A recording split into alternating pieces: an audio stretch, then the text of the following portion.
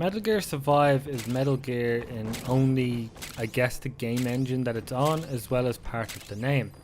In Metal Gear Survive, there is no Snake, there is no Metal Gears, or whatever else. It is a zombie survival game.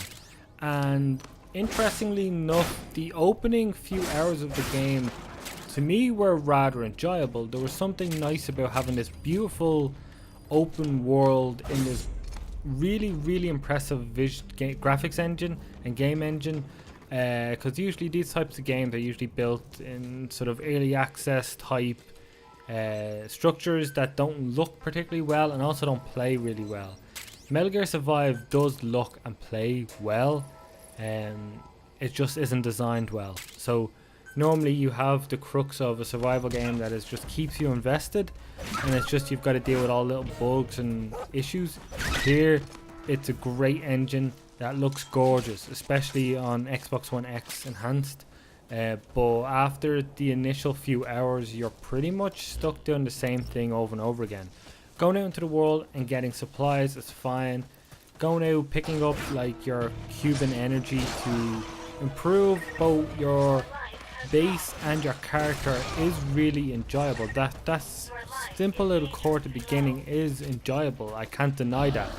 It's just that it never changes. You will either go out and scavenge supplies, or you will take on waves of enemies, and that part of the gameplay, the frantic nature of it, doesn't feel quite right in the world of this game. It just doesn't gel.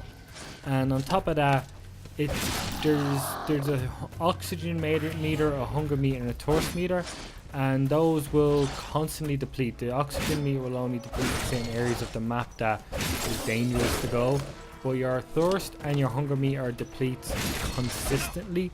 And to me, this is one of the biggest down points of the game, is that these meters reduce way too quickly. They are a constant nuisance, and they're constantly in your head, that they will basically in some ways always be the thing that will keep you from exploring further. They'll always be the thing that may end up being the death of you. And while it's a survival game and it's part of it, it's just a bit too much, because I think the core gameplay here is they had something good, but I think they emphasized or worked on the wrong aspects of it going forward. I think if they had worked on better enemies, more sort of diverse environments and enemies and things you pick up and build, if they made something pretty different out of it, like if they took those key components and then actually applied it to the standard survival games, where you build bases and share it with friends and be a place where you can hang out, and hey, I don't feel like doing too much today, I want to go out and improve whatever, I want to build a new part of my base, so I'm going to go out and get this type of supplies and this. It's not really that type of game. You will get injuries that you must fix with bandages or anything else like that. Rationing, and like I said, the top of the hunger meter going way down way too quick and needing clean water.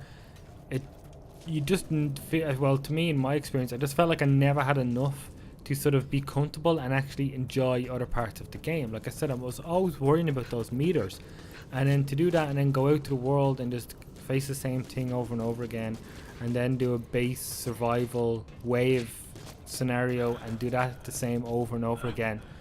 It's like they had 3 hours of a good game, well, maybe not even 3 hours, and then just did it over and over and over again, and then threw in 9 mechanics on top of that. And it was a game that I very quickly just stopped caring about, and didn't really care too much about sort of how everything was going. It's a bummer, because like beyond Konami and beyond what the game's name is, if it was his own thing, I think they could have done some really cool stuff with it, but in the end this is very much a forgettable experience.